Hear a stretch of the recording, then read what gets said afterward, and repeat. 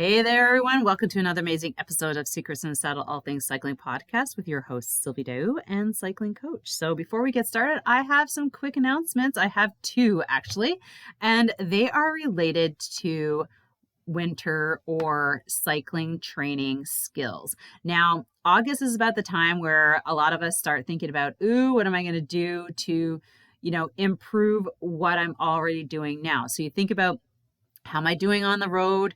What kind of skills would I love to improve, and how am I going to get those skills? And that's where I have something so amazing for you. It doesn't matter where you're sitting because we're in like 35 different countries. Amazing. So this can impact all of you if it interests you or piques your interest. So the first thing is I have a cycling skills online 4-week workshop for women. And this is where we're going to, it's only for September and October. Each week we focus on a different skill. So first we really work on what is a smooth pedal stroke and how to get more efficient. I'm going to share with you the skills and tips and my secrets about that. And then we're going to move on to hills and then speed. And then we finish it up with nutrition. And we also talk about our weight training program, which is so important for strength training to become better. With this one, it's super fun because every week we do the workshop and then I give you homework and then we have a Q&A. So you basically have me as a coach for the whole month. And that is cyclingskillspro.com. Go, you can register now, secure your spot September or October. Then the next one is a much longer, more training, more geared towards working towards goals and really drilling in the skills that we go through in the 4-week program. Pedal stroke, then we get into the drills and it's periodized. I also help you with organizing yourself to be scheduled in your training so that you don't overdo it and you become very intentional. I just love this because a lot of people just get on the online programs and they just go for broke all the time. You have to plan it. It's an 80-20 rule, 80% endurance, 20% intensity. And if you're not getting that, you're just going to basically overtrain yourself and overdo it. So the 16-week program is dedicated to that and so much more. So this starts in November to March. So it's truly through the winter. Weight training, online program, maybe some racing, group riding. All of that is going to be part. You just join us and we'll take care of your winter training. Now go to 16weekroadcycling.ca and secure your spot. Registration is not open right now, but those who are on the VIP will get a chance to secure a spot at an early bird price. So don't wait, get on the list. All right, take care and have an amazing day. And don't forget to ride your bike. Thank you so much for coming out for another amazing episode of Secrets in the Saddle, All Things Cycling podcast with your host, Sylvie.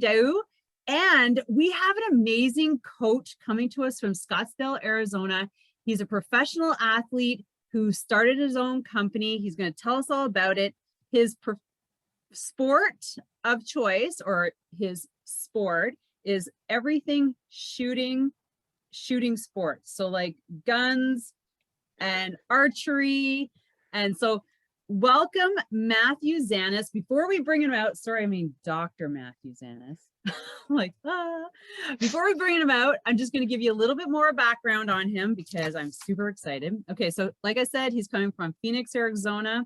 Another person I now know. So when I go there, I can visit all these new people. I love Arizona. Is a doctor of human movement and an expert in human performance. He founded and okay, let me slow down. He founded his business called Rooted in Movement. That's MVMNT, and he's going to go through the acronym, which I was like, movement, but it is an acronym, and he's going to share it with us. A company that helps athletes, coaches, other rehabilitation providers. Sorry.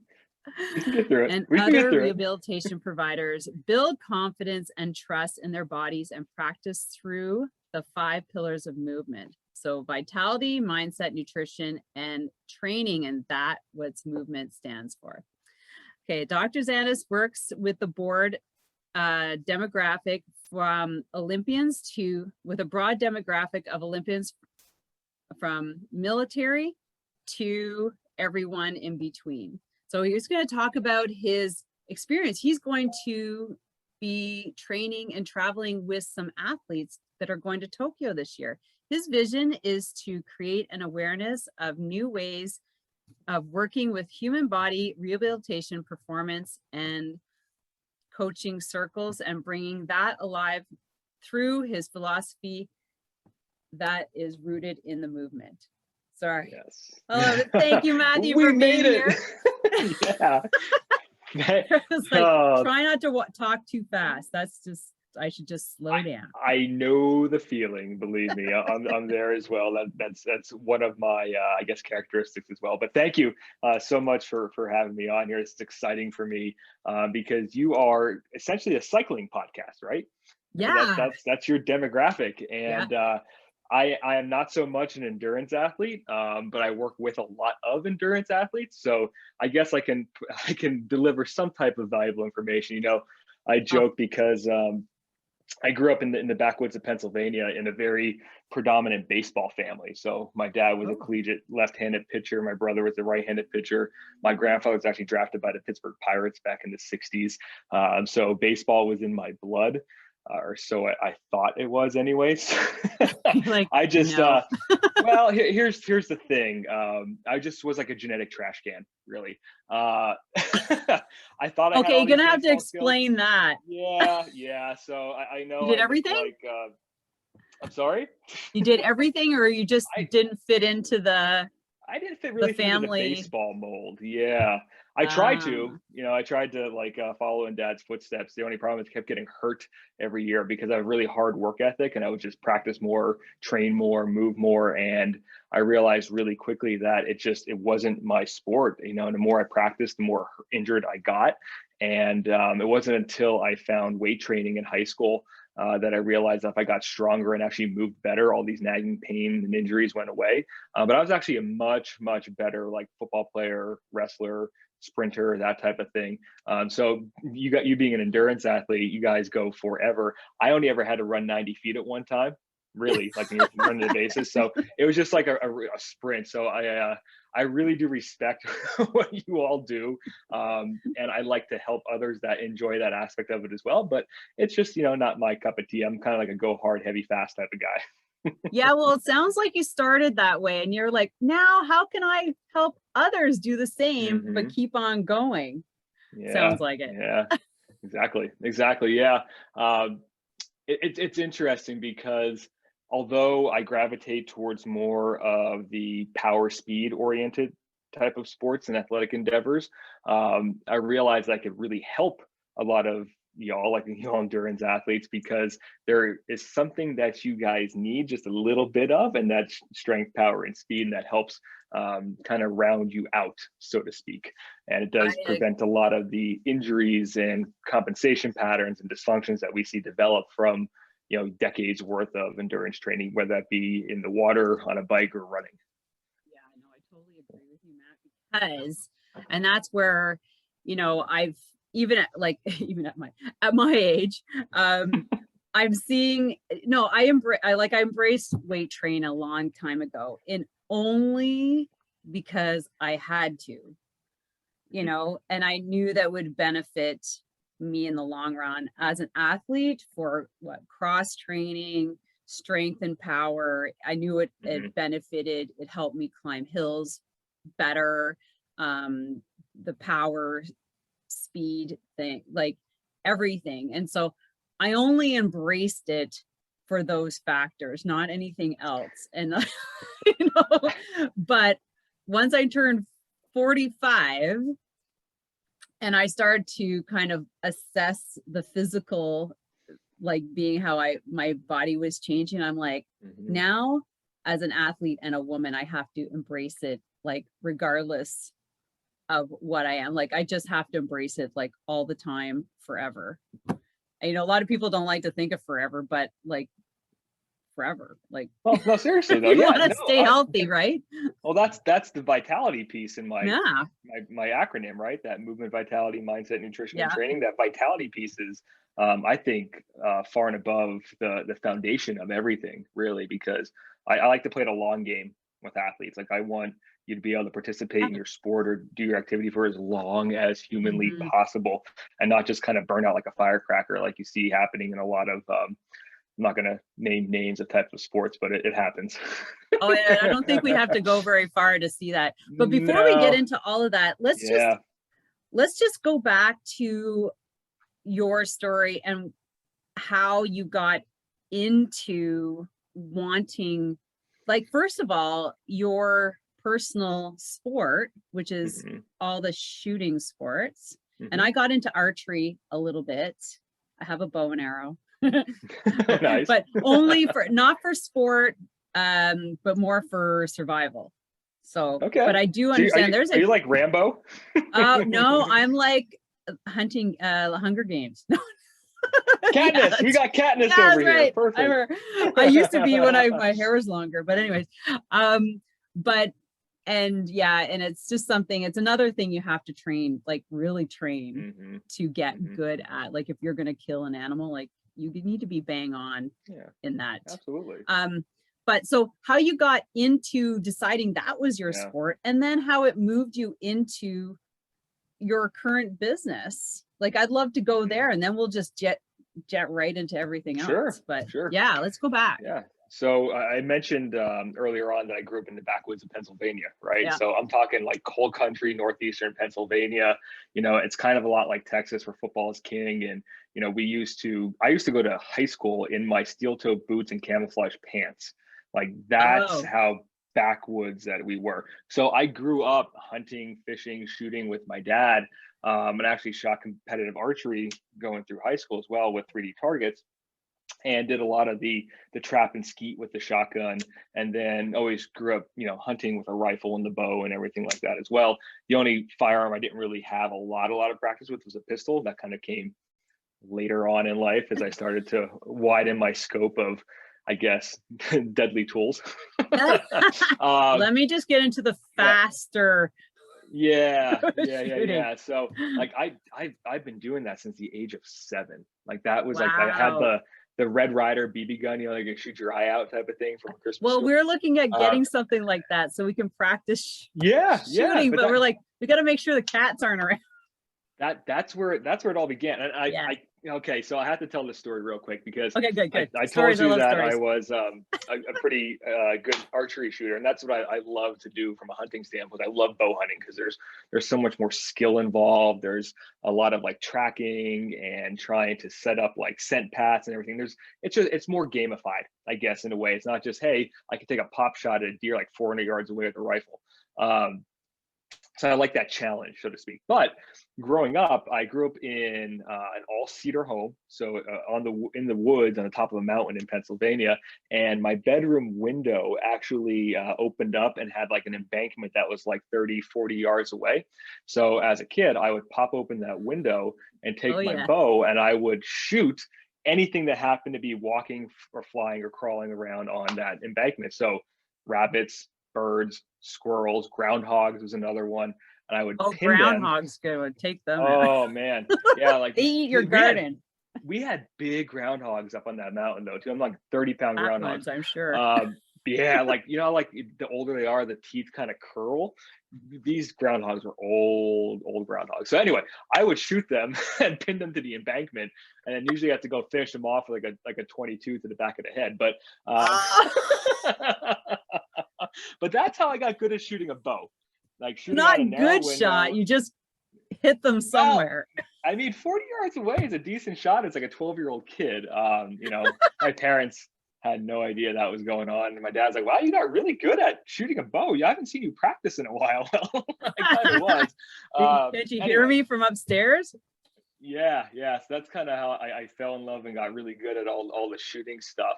But I didn't really gravitate towards like competing in any of the shotgun stuff or anything like that. It was more of like an activity, like hobby for me. And out here in Arizona, we have some great shooting ranges with sporting clays and everything like that. And and this kind of like dovetails the whole business side of things as well, because, you know, I'm a firm believer in the universe, like giving you what you're ready for. And 2016 was the year I opened up my own practice. So I had gone through a couple of years of working in the insurance-based physical therapy clinics and realized, I was jumping from clinic to clinic, not because of the clinics per se, but it was the system. Like I couldn't work in a system that only allowed you to see clients every 15 minutes. And I didn't know what I was going to do, but I realized it wasn't them, it was me. I'm way more entrepreneurial in mind. And I knew I could provide a lot more quality value to the patients. And I wanted to see them for like 90 minutes at a time because I'm such a people person.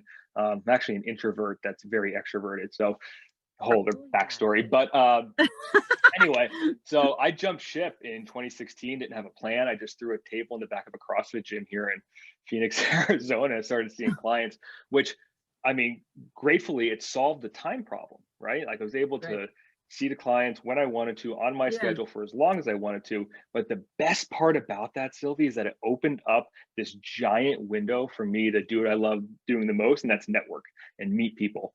And what ended up happening is one of my mentors through PT school, I went to PT school at Duke and ended up doing one of my rotations in Atlanta, Georgia. He gave me a call right after Rio. So right after the Rio Olympics, and was like, would you like to have an opportunity working with some Olympic athletes? And I was like, say less.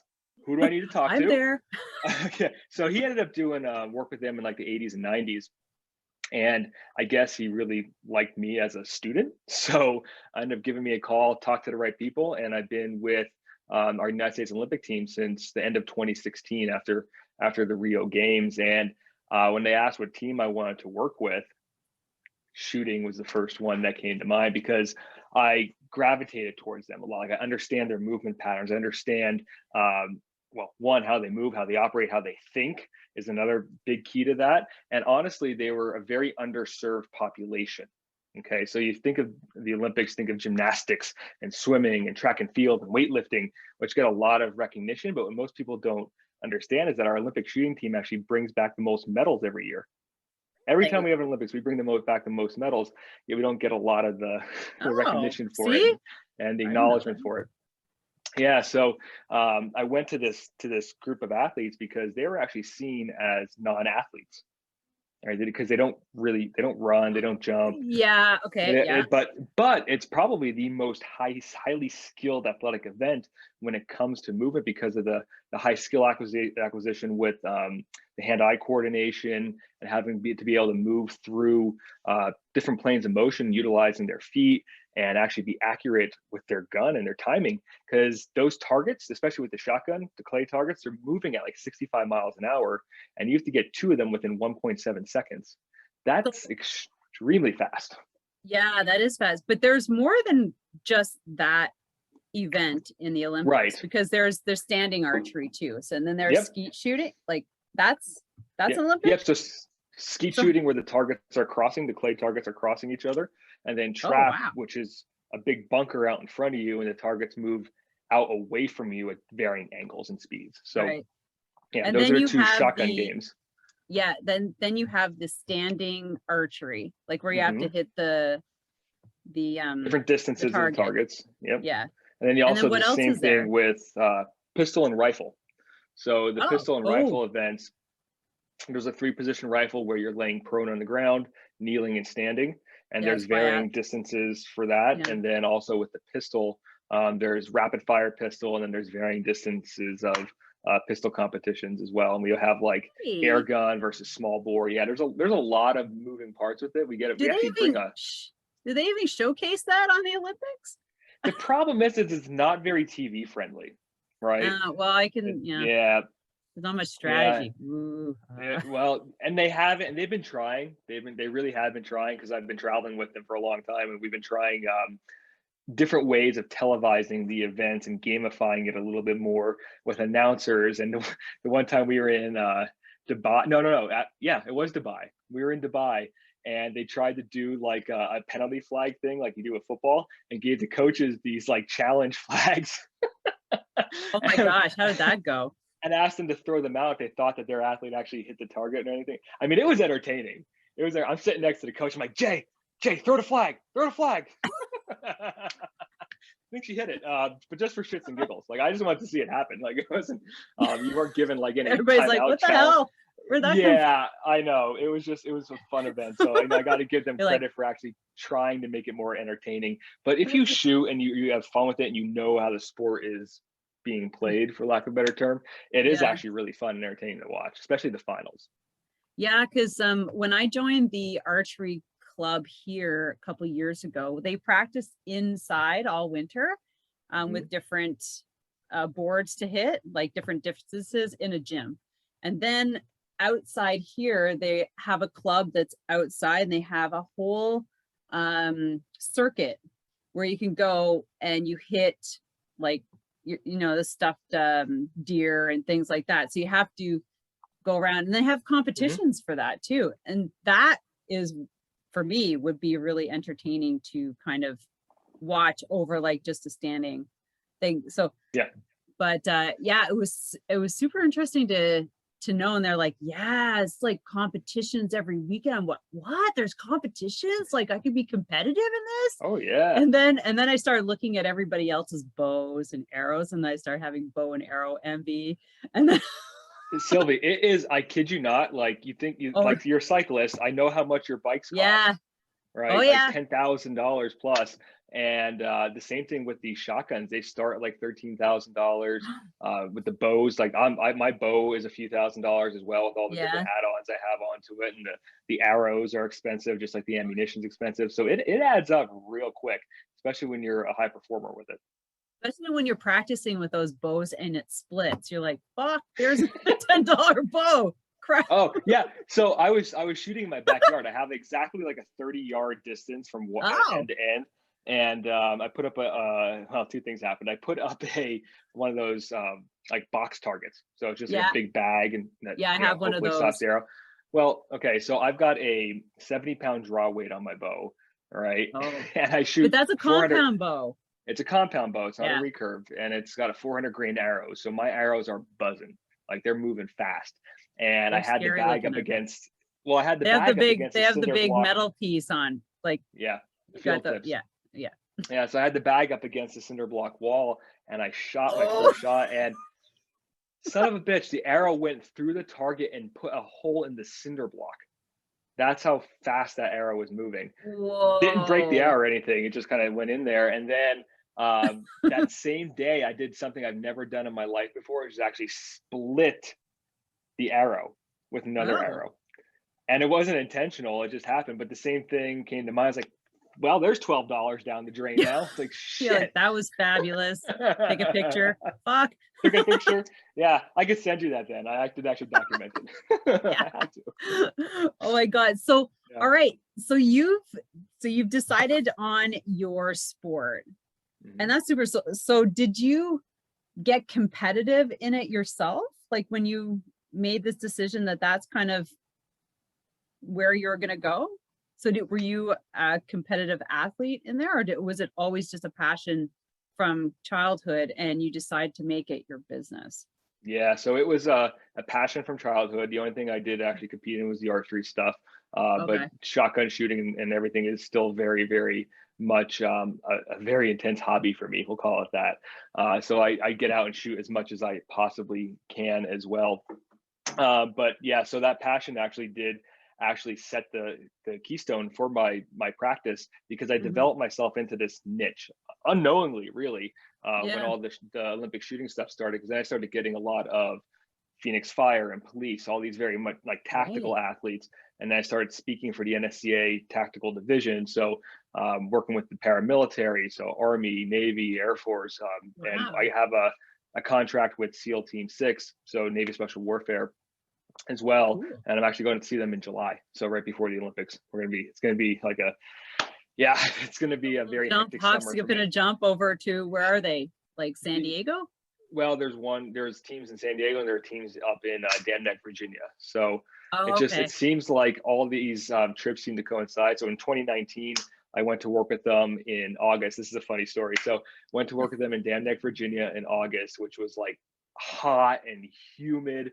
And I had to fly right from there to the Pan American Games, which were being hosted in Lima, Peru. So I went from Dam Neck, Virginia, 90 plus degrees, hot and humid. And then my brain, I had a blonde moment. I give myself one a day. That was a pretty big one. I didn't realize that Lima was below the equator. So I flew down there and I'm in the air. And I remember having this vivid moment of like, oh shit, get down there. And of course it's like 50 degrees and raining. And here I am with like all my summer gear. So thank God for Nike supplying us with a couple $1,000s worth of equipment and clothing down there, because I wore the same stuff day after day. Yeah. What do you get for 2 weeks straight? What are you going to do? Oh, well, at least you don't have to worry about doing lots of laundry. No, we didn't have. I mean, the concrete was still setting in the buildings we got down there. That's how sure they were. Yeah, it was a unique experience. We'll call it that. Yeah, I did a podcast episode with one of the girls who was on the track para athlete team down in Lima. I don't know if you guys were. I don't think. Yeah, I work with the paras as well. Oh, awesome. Yep. So, great. Once again, another great demographic of athletes to work with. Like they're so grateful, and the amount of effort that they put in is, man, it's you can't compare it to anybody. It's just so inspiring to watch them succeed in what they do. Crazy. Yeah. I know my daughter was asked to, well, no, she got into so she's visually impaired, so she has to ride a tandem bike. And she was asked to, well, she applied and she got accepted by the Ontario Para Athlete Next Gen group. So, training to come up, because there's a lot of para athlete. Well, there aren't a lot of para athletes.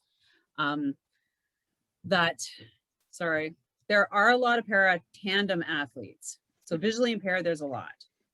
Trikes, there aren't so many. You know what I mean? So, so I'm like, you have to train a lot to get in this because there's a lot of competition. Yeah. But yeah, so it's kind of exciting. Now, you've gone from moving and being I want to say, what's the word I'm looking for? Like somebody found you to get into. Discovered. That's what I'm looking for. Somebody discovered you, and now you've got all these contracts. So how did you start your business? Because did you say you started it in 2016? 16. And then then you started being axed all over the place. So now do you have a solid spot, or are you still like working one-on-one? Yeah, so it's an interesting sorry, I just flung a hair tie. Anyway, people can't see me. I've got long flowing blonde locks. Oh, don't worry, you'll be on my YouTube channel. Oh, perfect. Can't wait then. Oh, that's a good thing. Did I mention that? No, sorry. You Canadians are always so apologetic, right? I know. Anyway, I got a lot of Canadian friends. We hang out with the Canadians, the Olympics. We're fun all the time. You guys are so much fun, and you know how to party too. It's great. Oh, we do. Anyway, what was the question there? Oh, your business. Yeah. Like, so do you have like a solid location, or are you kind of like traveling?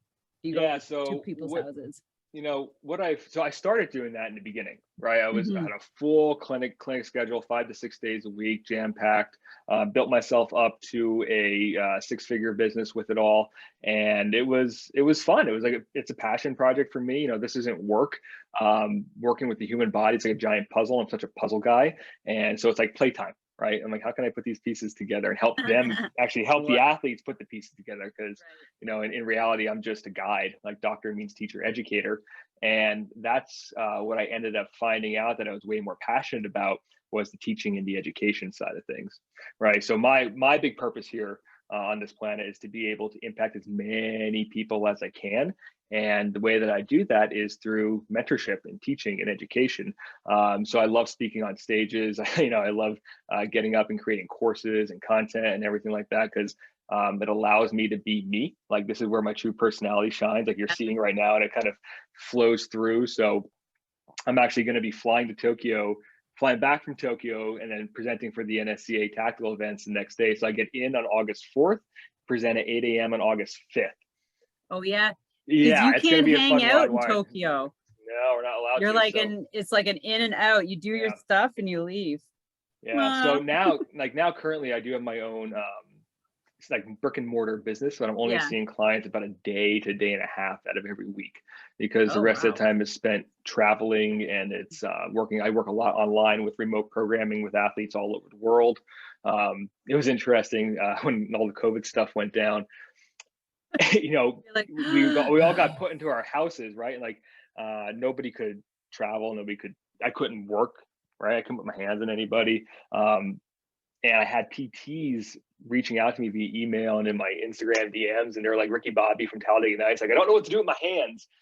And that's where my mentorship evolved, because I was like, you guys are supposed to be doctors of movements, right? And we should be able to visualize via a computer screen and not have to put our hands on somebody to help them get better, right? We're, like I said, we're the guide, we're the teacher, we're the educator. That's what I really, really am passionate about doing, is helping other clinicians then learn how to view movement from the philosophy, then the lens that I view it through, and then be able to impact their demographic and their clientele. So I developed a whole entire mentorship program back in the early of March of 2020, and I've taken about 8 clinicians through it now as well. Wow. So starting to get the train rolling on that, but it's like I said, it's so much fun for me. And then I keep my coaching and my clinician skill sharp by still working with people in person. Like I said, maybe a couple days a week, while amongst all the traveling and that sounds crazy. Yeah. Did you, like, when COVID hit, you're like, oh my gosh, I can sleep now? Take a month of rest. I actually had more business during the first year of COVID than ever. And that's because of my ability to transition online, right? And be able to then utilize my time more effectively and efficiently while still helping as many people as I could. Yeah, I was not like that. It's all about the pivot, right? How well can you pivot? It is. And, I pivoted myself personally, and to working out personally in my home, which I've never had. I've had my weight training area for like 8 years, even longer, and I've never used it until then. And then I started teaching classes online. I'm like, nice. Wow, why didn't I like do this like forever ago? Because I have all this, and it's so strange where some things cause you to really look outside the box when they've been sitting in it for so long, and you're just like, oh, Jesus. It's that gentle nudge, that push. Yeah. Move you in that direction. Like, it's more like throwing you out, like, okay, you got to do something like now, or what are you going to do? So you have your athletes now. You talk a lot about rehab and chronic pain and risk reduction. So let's talk about that, because I believe that's majority of your business, is kind of like keeping athletes by reducing like risk reduction to keep them from getting injured. And we all know that is a huge endeavor for some athletes. It is. No, it is. For some individuals, to be able to slow down to recover. Like, so how do you work with them on their mindset? Because we've all know that that friend or that athlete who's injured, but they're like, oh, I feel so guilty because I can't go running. And you're like, what do you do with that person? Yeah, that is a very deep rabbit hole. I know. So, excuse me, I'll try to keep this as high level as you can. But I think it's important to acknowledge the fact that like pain is always going to be around. Like, we're never going to be able to fully get rid of it. We don't want to either. Like, it's a part of the human experience. And the same thing with injury. As much as we would love to completely prevent it, it's not realistic. And especially for high level athletes, when you're training at that high level, you are also putting yourself up for a higher risk of injury just from the very nature of your athleticism and your sport. Like, there's higher forces involved, there's more training volume, there's more load, which means now there's more time devoted towards potentially getting hurt, right? And so where I always start with all this is this idea of pain not ever, being this negative boogeyman that we all make it out to be, right? Pain and injury are all learning experiences, right? As long as we are in a mindset where we can acknowledge them and actually learn from them, right? So for me, go ahead. The nail on the, or the head on the, Yeah. or nail on the head's like acknowledgement, I think is well, a lot of people and this is the gift of injury, right? Mm-hmm. Seriously though, like my whole movement philosophy of being an athlete, and I played sports from the age of 4, right? That's when my dad first strapped cleats onto me, and I started playing t-ball and soccer, and then that went all the way through high school and then into my first year of college, and then transitioned into all of this like aesthetics, bodybuilding, at a small modeling career as well. Fun little tidbit. I can see that.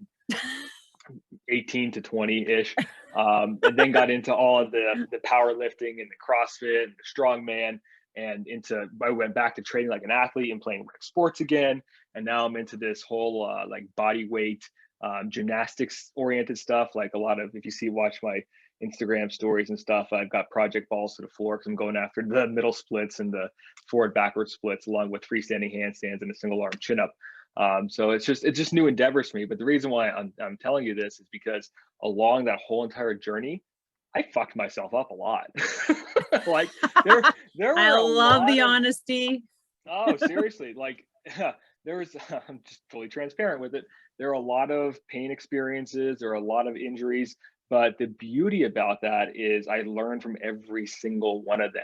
Mm-hmm. And those are the tools and the experiences now that I utilize to help other athletes in my practice, because I've been there before, right? That's where a lot of my I guess my superpowers come from, is this idea of pattern recognition, where I've worked with so many athletes, I've jacked myself up so many times that I can understand now from a movement pattern perspective how you potentially could be setting yourself up for pain or injury. And that's where I like to try and get ahead of it.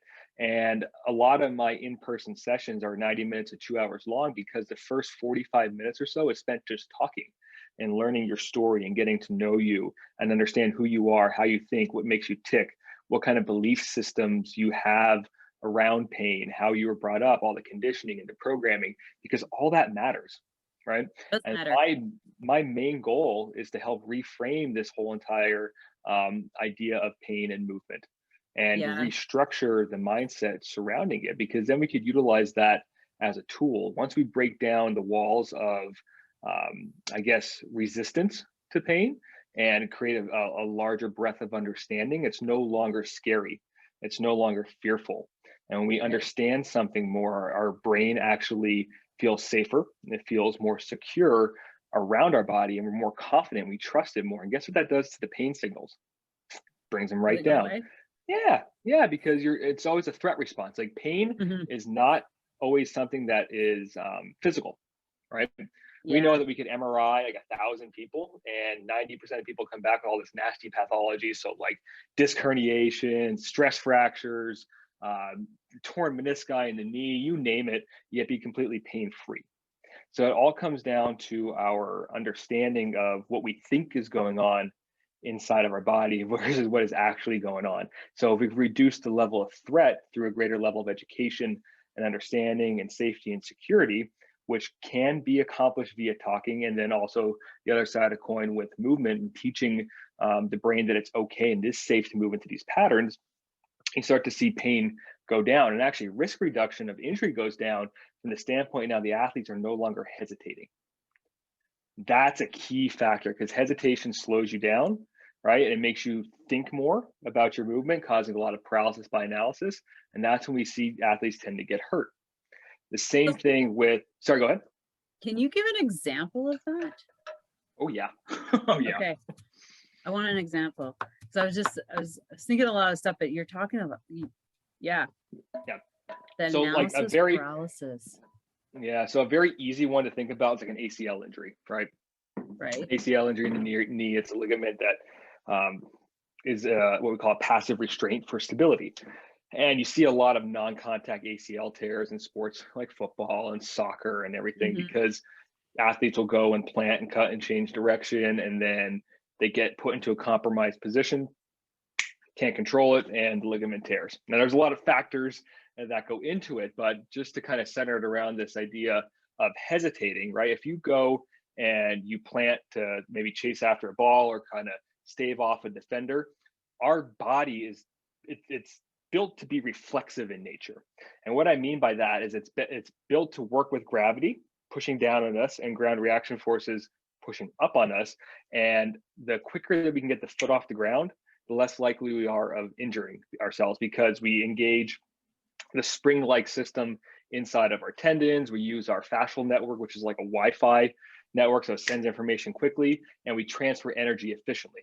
But when we're thinking about something, like let's just say, we had some knee pain, or maybe we tore a hamstring earlier in the season, and we're kind of getting put into a position again where we maybe hurt ourselves before, the brain starts overanalyzing, thinking about like the safety of the movement pattern, and it starts to like contract everything around it, right? We call them like a co-contraction, especially like around the knee.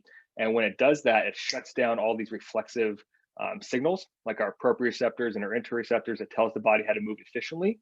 And we end up compromising ourselves because we end up working too hard, right? We try to protect ourselves in a way, and it doesn't allow everything to move it's like a communicate effectively. And when we can't communicate effectively, that's when these injuries tend to occur. And would overcompensation be part of that? Yeah, overcompensation is that's another very deep term as well. Yeah. I use it like in cycling because with leg strength differences, and you can always feel like one leg is stronger than the other, whether like you had an injury on one leg and the other leg is compensating for the weakness of the opposite leg. Sure. And working through that with leg drills, single leg like strength training, so that they kind of balance themselves out. You know what I mean? And that's the interesting part about I've got like a love-hate relationship with the term compensation too, because like our body is not symmetrical to begin with, right? Like we've got organs in different places, like it affects our anthropometrics, which is like how our body is built, right? Everybody's got different length tension relation. There's a lot going on there. But from a compensation standpoint, you can think, and you brought up a really good point here, like if you experience an injury, that's a physical trauma. We can also experience trauma in the form of like emotional, psychological, spiritual, sexual trauma. All those type gets kind of put into the same bucket because it creates stress. And that stress then tends to lead into a dysfunction. So like, let's just say you sprain an ankle. Like you said, you're going to take weight off that leg temporarily, put it over maybe onto the right side if you sprained the left. And that's going to allow you to offset that leg to allow it to heal, which isn't a problem. That's supposed to happen. Like dysfunction, that dysfunction is normal. The problem becomes is when that turns into permanent compensation patterns, right? Where the brain never learns to retrust that leg again. And all of a sudden we are subconsciously or unconsciously moving throughout our day, playing our sport, running, biking, whatever, and unknowingly adding more stress to that side. And what ends up happening is you create more stress to those tissues, like specific tissues, over and over and over again. And at that point, the body's only left with one of two options. You know what they are? You pull a muscle. Yep, that's the first one, right? So we actually hurt ourselves, injury. That's where pathological tissue damage occurs. We take it to a certain point, and the threshold is reached, and we can't compensate, and it's it, right? And that tends to happen usually in men more than women because we have egos, and we will literally put our head through a wall despite our bodies. The other option is we create new compensation patterns to offset the old ones. Yeah. And that's you women. That typically happens because this is what, bear with me here. You women are smarter than us dudes. I'm telling you that right now. You 100% are, because you're more in tune with your body typically. If I had a sample size of both men and women are way more in tune with their body for a number of reasons as well. And you're like, hey, something's going on here. So let's just kind of, intuitively work around this. The problem is you keep going, right? But you keep going around the cycle, because you never got back to that original trauma or that dysfunction. So I never took care of it, but I kind of go in the circle. Oh, I can see that. Yeah. So that's my job. I try to get people back to that trauma and dysfunction. And a lot of time it comes back to that conversation that we have of going through your history and everything like that to understand where that trauma is, where the source of that trauma is actually located. Okay. Yeah. I have some trauma for you. Okay. We all do. I'm like, okay, so I had this hamstring. I won't call it a tear, and I'm not going to expect you to analyze this, but it's been with me for 25 years. Okay. And so this was an ultimate Frisbee injury. I'm sure that's where it came from. Not expect that about you, but okay, keep going. That's the only place that I can pin it down. And that was like between 25 and 30, when I was 25 and 30 years old. And I can still feel it. It doesn't affect me when I cycle, thankfully. But I like to think I did everything. Like I stopped running, I stopped doing all these things. I've strength trained, and I just think like, and it's not a chronic thing, but it's just always kind of there. And I just figure like, it's not going to go away. I had x-rays, I had MRIs. It's like scar tissue, stuff like that. I don't know. I wouldn't necessarily call it scar tissue. Here's the thing. Scar tissue doesn't tend to develop unless you've had some type of insidious trauma, like a surgery, or you had broke a bone, or actually physically tore the muscle where there was like bruising and bleeding and everything involved, right? So scar tissue doesn't usually develop unless there's those scenarios in place first. So what my brain goes to from a general understanding based on the brief little history that you told me there is that it's more neurological in nature, right? And what I would have you do is, if I were to work with you, is take a look at your feet and see how they're impacting the ground, because that's my other passion, like hashtag low-key foot fetish. It's it's one of those things where the foot is the lens from which I view movement, because it's our only contact point with the ground, right? Yeah. So I told you I'm all about efficiency, and I can make a lot of impact and have a lot of change in a short period of time by changing the way the foot is handling gravity and those grand reaction forces, right? Because that will change biomechanically what happens up the chain. And where your hamstrings are not too far away from the foot and the ankle. Yes. Right. And they need to either respond isometrically, eccentrically, concentrically based on how the foot is placed, which impacts kind of the orientation of the knee and what the hip's doing, which is the other point of contact with the hamstrings as well. So I would almost 100% bet it is a foot problem that is then relating up to the pelvic floor, changing the pelvic orientation of your hips. Because I do believe that, I'm trying to think, which hamstring is it? But one of my legs is a tad shorter than the other. And I've always had like hip imbalances, kind of like, because when I stand, I always like on one side. Like it's always like this. Like even when I sit, I'm kind of like, bro, it's like this side. So those are your naturals. I mean, those are your natural patterns that you build yourself into. Like I told you, I was a baseball player for a long time. And since you're using video, I can kind of show you this here. Because I'm right-handed and I threw and batted right-handed, you can see if I actually take my feet and turn them face forward like railroad tracks, you can watch my hips will actually naturally drift to the left. Because they're used to pivoting and rotating over that left leg. Now that was neurologically ingrained in me from a very early age. When I started doing that like 4, which is, God bless my father. He just tried to get me into what he knew best. But my kids moving down the road, they'll do things like gymnastics and wrestling and martial arts and dance to learn more robust patterns and then specialize in some type of sport later on. Hindsight's always 20/20 with all this. But same thing with your hips, leg length discrepancies are very rare. Very, very rare, like anatomical ones. But what you could have is what we call functional leg length discrepancy, which is more based on your muscle firing patterns and synergies, right? So where you hold yourself. Or tighter. So it kind of pulls on one side. That like. So tightness is an interesting phenomenon as well. Okay. Yeah. So tightness is a feeling. Tightness is a feeling. It's more so to do. So here, quick little. I don't know if it's a feeling. Here. I'm just saying like a tightness or a shortening of. Sure. Ligaments, or no, not ligaments. Like the muscle belly. Yeah. Yeah. I don't know.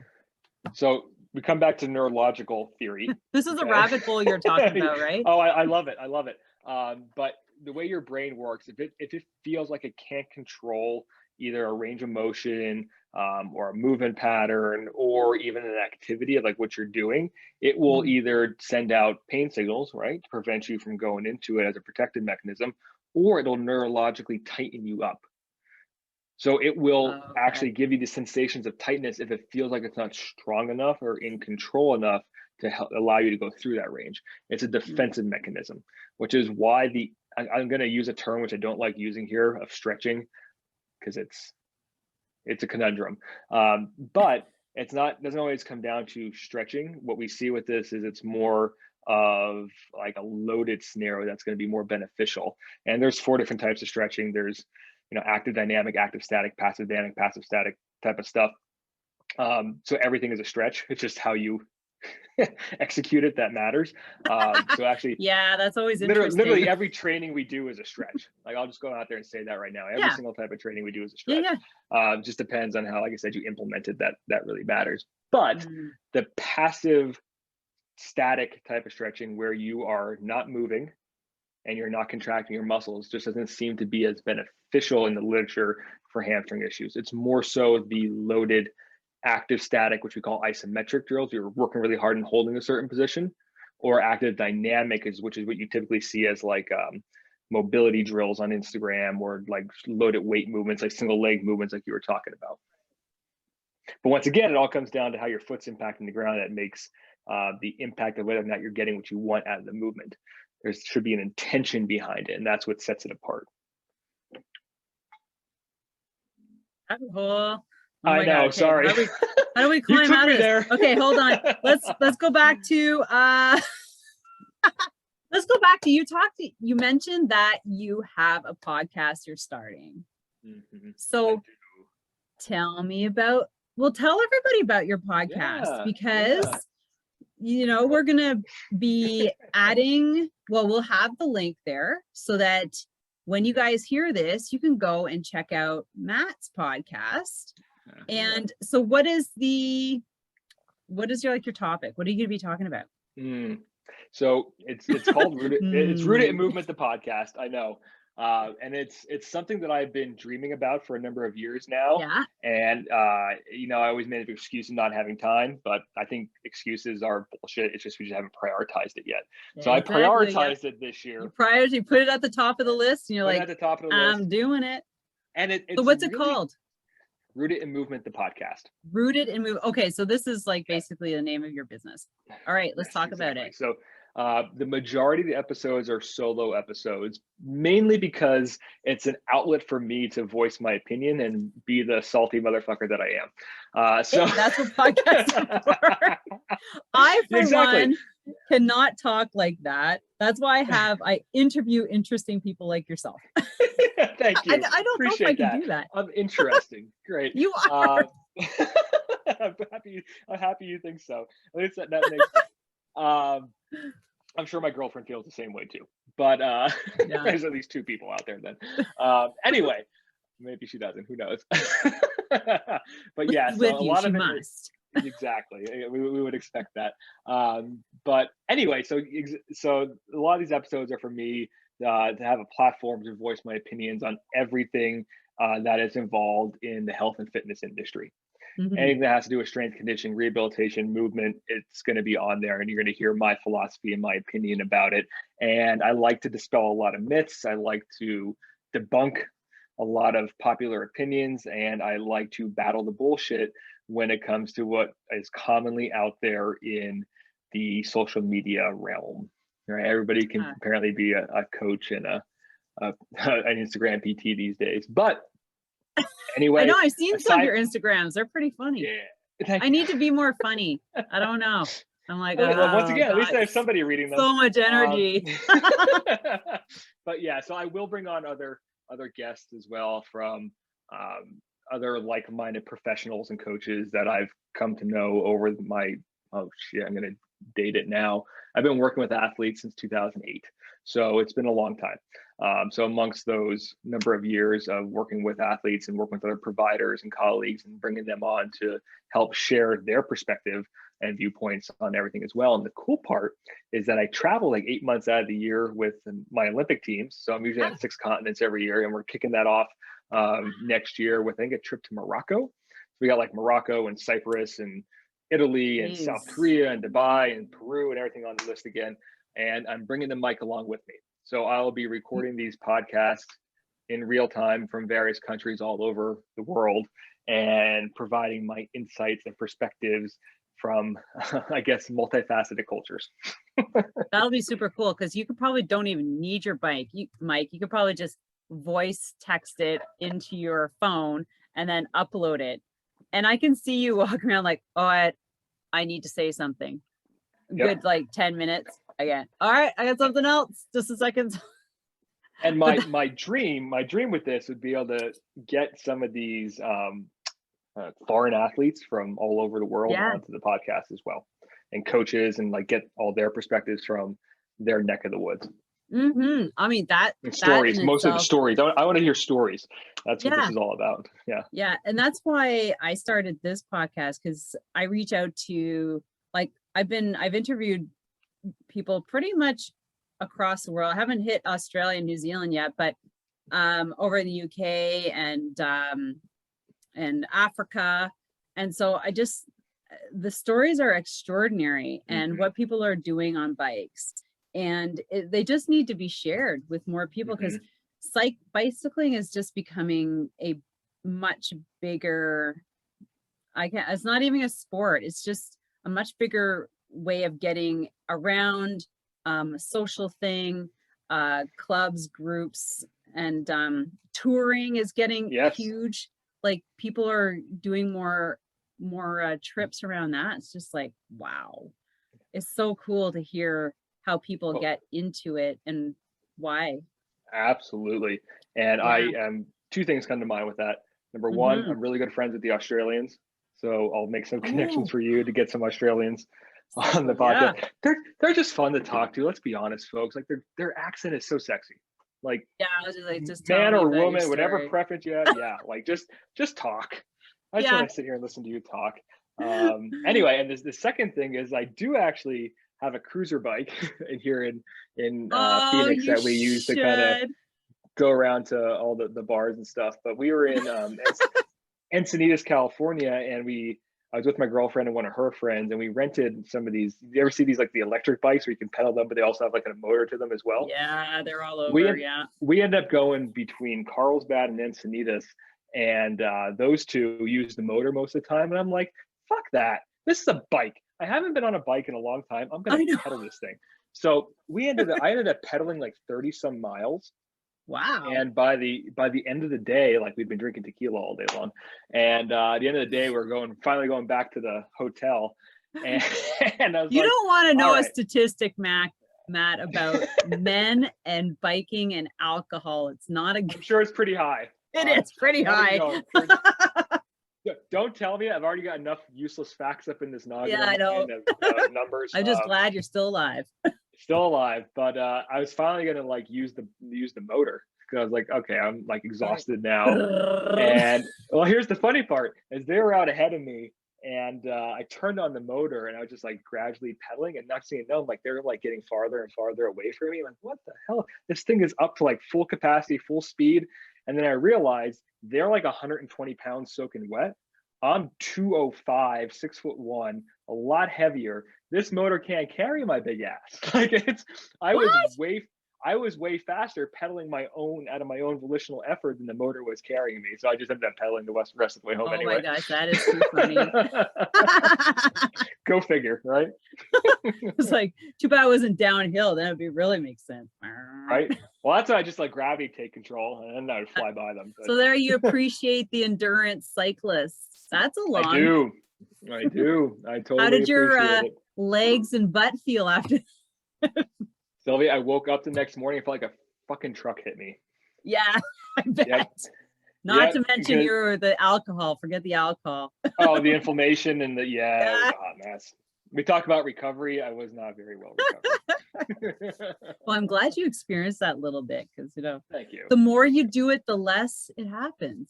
The less shocker training and progressive overload. Imagine those principles of strength conditioning coming through.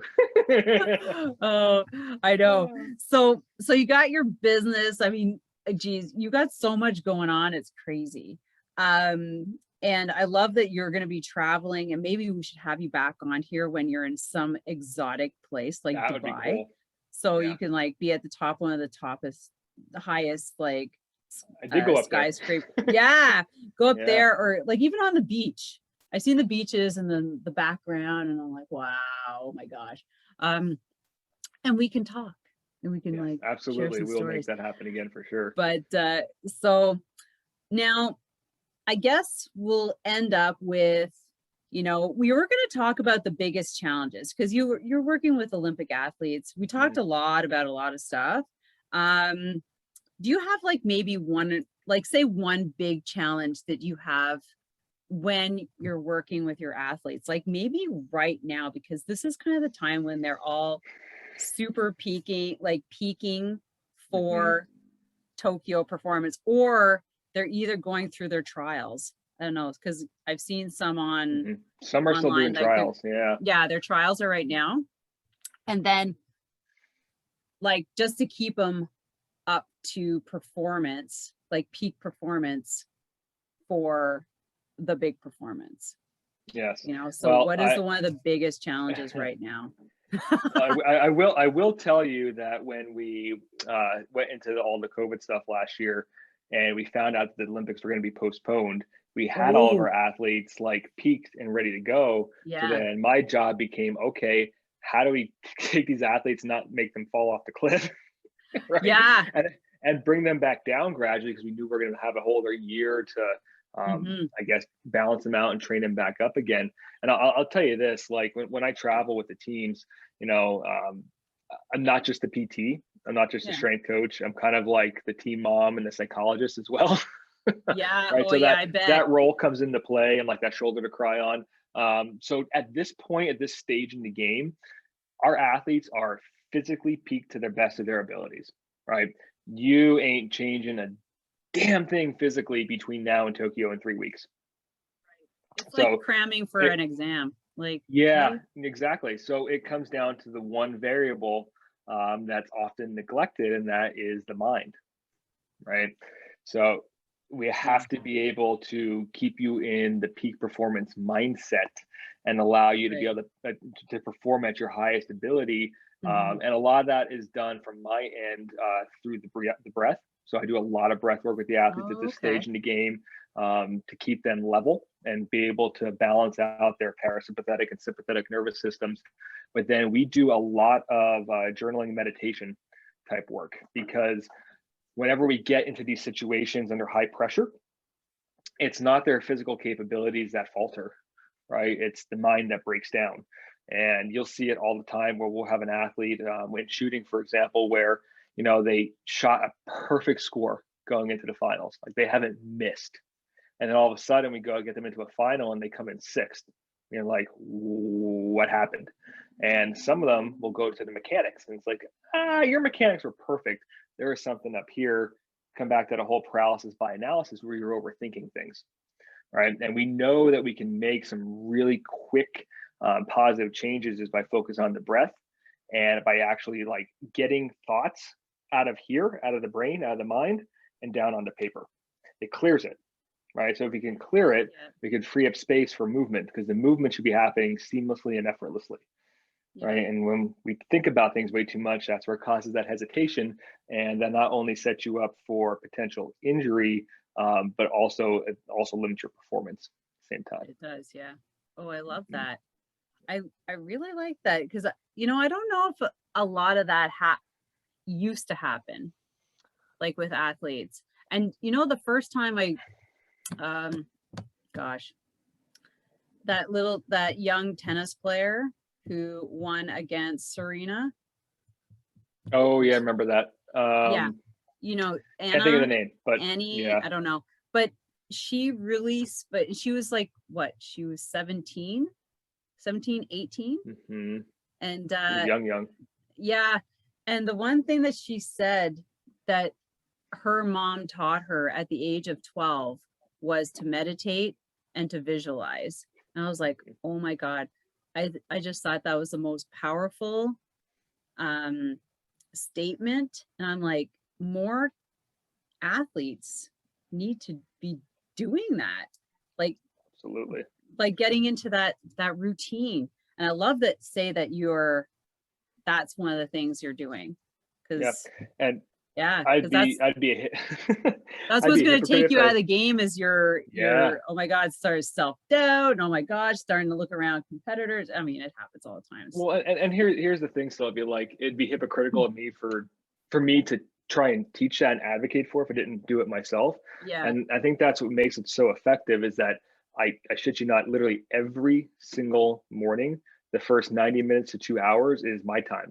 And it's all spent with breath work, meditation, and journaling. And maybe I might do some movement depending on how I'm feeling with the breath. And it puts me into the mindset where from a business standpoint, I can clear my day, so to speak, like organize my day and my thoughts without having to feel sporadic and rushed and anxious. Yeah, all over the really. Place. Like, oh God, I'm like a dog chasing a squirrel sometimes, and it's like, what? Yeah, I'm like that too. Yeah, but then it also like, and I practice this with my relationship as well. My girlfriend, she's a sex and relationship coach, and so we practice this together in order to keep our relationship strong. Oh, and cool. I invoke the same sentiment and the same strategies with the athletes, because at the end of the day, like I could be the best PT out there, can write the most beautifully designed program. Yeah. I use my hands really well. I could desensitize pain, but if they don't ever trust me and they're not confident in me and we don't have a deep connection, it's all for nothing, right? Because they're not going to be able to, have the confidence in me to take them where they need to go. And so that's the whole entire that's the value behind all this stuff. Yeah, for sure. I get up at 5 and I read and then I journal, and then everybody's up at 6. So I don't really meditate, but I put it down on paper, and it's just like a very quiet time, like really comfortable chair. I'm just like sit there and I read, and and I always like so I always have like, I pull out one of my personal development books, one of my my books in my library, and I read it, and and I got into that habit I don't know, 5 months ago. Every weekday morning, and I sleep in on the weekends. Like, but I feel you there. I try not to miss a morning, because honestly, it like sets up your day, and so that brings us to the end. This is a bit absolutely amazing, but I always ask, like, what is, like, I don't know, one last piece of advice you would give, I don't know, maybe let's just say somebody who's experienced some injury and they're like, oh, maybe I was not a rabbit hole. It's not a rabbit hole moment. I'll keep myself in check with this. Okay. No, I mean, I love the rabbit hole, because we can talk about so much stuff. But if you were to give like one piece of advice for somebody who's maybe, I guess, looking to eliminate the pain that they're in, or is there a piece of advice you can give? Yeah, I'm going to give 2 pieces of advice tied into one here, because I got to be that guy. That's okay. So the first piece, like when it comes to pain and injury, I would like to give the advice of reframing the pain that you're experiencing and actually sit with it and learn to understand it and what it's telling you and what it means. Because at the end of the day, like I said, it's mainly not tissue damage, right? It's not something physical in nature. So seek to understand rather than control with the pain. And then with movement, this is the cool part with movement, because it actually affects the pain response, is that if you explore new movement patterns, like novelty, variety, stuff that you're not already doing, it calms down those pain receptors or the pain response as well. So explore your dark zones, get comfortable being uncomfortable, and seek to understand the pain rather than trying to control it. That was deep. Sorry. That was very deep, but it's true. It's true. And find somebody who can actually encourage you to move more. Yeah. Oh gosh. Yeah. I hate the dependency model. Oh my gosh, let's not get started on that. Oh boy. All right. Well, this has been amazing, Matt. I'm so grateful that we were able to get together today and just experience this together. Because, you know, like your episode is going to be, we got the Olympics going on the same time here. And so I want to thank all our listeners for jumping in. And again, I want to thank Matt. And don't forget to put your notifications on, because you just never know what kind of guests that I might bring on to my podcast episodes. And make sure to write a review. Matt, we deserve a review. You're going to have a podcast. You're going to want reviews. Absolutely. You have to go over and check out his podcast. And it's Rooted in Movement. So we'll put the link above. And don't forget to give us a 5-star and also tag us, follow us on Instagram, and have an amazing day. Thanks, Matt. Thank you so much. All right.